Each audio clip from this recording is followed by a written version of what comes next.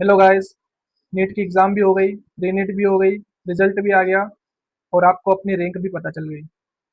अब अगर आप मध्य प्रदेश स्टेट काउंसलिंग में पार्टिसिपेट करना चाहते हैं तो मध्य प्रदेश की जो काउंसलिंग होती है उसमें जो भी डॉक्यूमेंट रिक्वायर्ड होते हैं आज मैं आपको इस वीडियो में पूरा एक्सप्लेन करूंगा।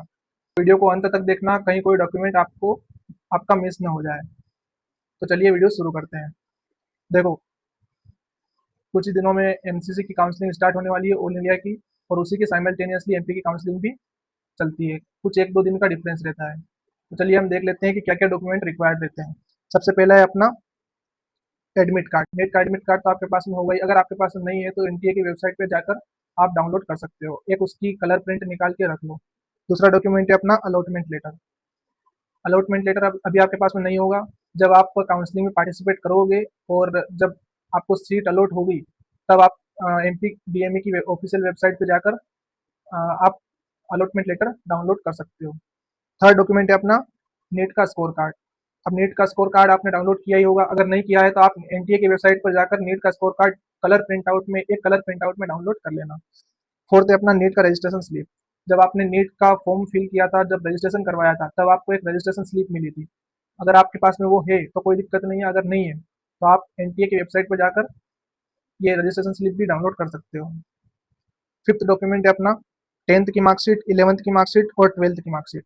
टेंथ, इलेवंथ और ट्वेल्थ की मार्कशीट याद रखना, इलेवंथ की मार्कशीट भी जरूरी है एमपी की काउंसलिंग में। सिक्स डॉक्यूमेंट अपना बर्थ सर्टिफिकेट। अब ये बर्थ सर्टिफिकेट ऑप्शनल है। ये ऑप्शनल क्यों है? अगर आपके पास में बर्थ सर्टिफिकेट है तो कोई दिक्कत नहीं है, अगर आपके पास में बर्थ सर्टिफिकेट नहीं है तो आपकी जो टेंथ की मार्कशीट है उसके बेसिस पर आपका डेट ऑफ बर्थ निकाला जाता है। तो ये ऑप्शनल है, अगर नहीं भी है तो भी कोई दिक्कत नहीं है। सेवंथ नंबर पर है अपना MP domicile certificate. MP domicile certificate Madhya Pradesh मूल निवासी प्रमाण पत्र, ये आपके पास में होना ही चाहिए। अगर ये नहीं है तो आप एमपी की काउंसलिंग में नहीं बैठ सकते हो।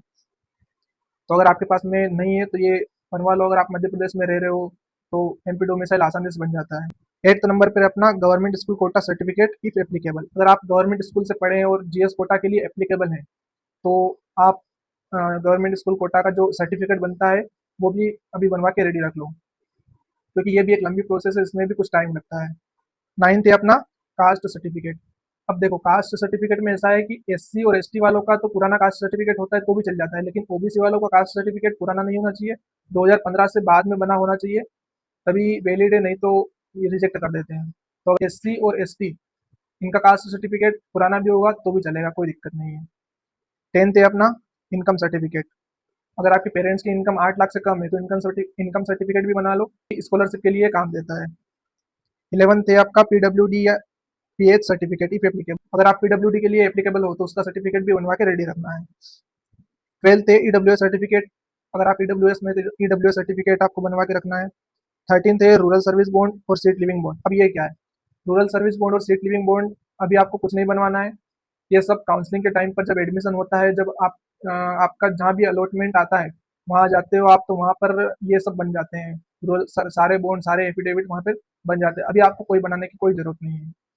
14th है अपना transfer certificate and character certificate. अब कैरेक्टर सर्टिफिकेट आप स्कूल से भी बनवा सकते हो, और अगर आपकी स्कूलिंग में कुछ गैप, स्कूलिंग और नीट के अभी एग्जाम में कुछ गैप है तो आप अपने नज़दीकी थाने में जाकर भी आप कैरेक्टर सर्टिफिकेट बनवा सकते हो।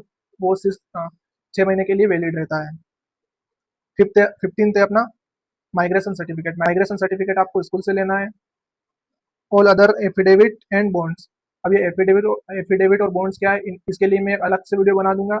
जब ये अभी कोई इनकी अभी कोई रिक्वायरमेंट नहीं है, ये सब काउंसलिंग के टाइम पर जब आपका अलॉटमेंट आता है तभी आपको एमपीडीएमए की वेबसाइट पर प्रोफार्मा अपडेट होते हैं, एक नोटिस आता है, उस उन प्रोफार्मा के अकॉर्डिंग आपको सारे एफिडेविट जो भी एफिडेविट लग रहे हैं वो और बॉन्ड्स बनवाने हैं। अभी आपको कोई कोई भी एफिडेविट या बॉन्ड्स बनाने की जरूरत नहीं है।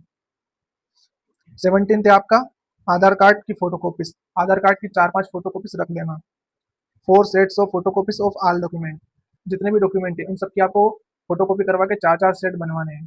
तो ये आप अभी से भी बनवा सकते हो या फिर आप एडमिशन के टाइम पे भी 4 सेट बनवा सकते हो, क्योंकि कुछ डॉक्यूमेंट उस टाइम पे ऐड हो जाते हैं, कुछ डॉक्यूमेंट अभी है, तो ज़्यादा अच्छा रहेगा कि उसी टाइम पर आप सारे सेट बनाओ, क्योंकि उस टाइम पे कुछ डॉक्यूमेंट ऐड होते हैं। 19th आपका 20 passport size photographs, same as NEET UG 2026। Date और नाम दोनों मेंशन होने चाहिए। तो ये आपके सारे डॉक्यूमेंट्स हो गए। ये डॉक्यूमेंट्स की लिस्ट मैं आपको डिस्क्रिप्शन बॉक्स में मेंशन कर दूँगा, तो वहाँ से आप डाउनलोड कर सकते हैं।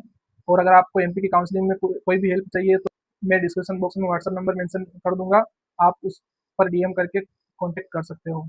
अगर वीडियो अच्छी लगे तो लाइक, शेयर एंड सब्सक्राइब करना, और कोई भी क्वेरी हो तो आप कमेंट में ज़रूर कर सकते हैं। Thank you.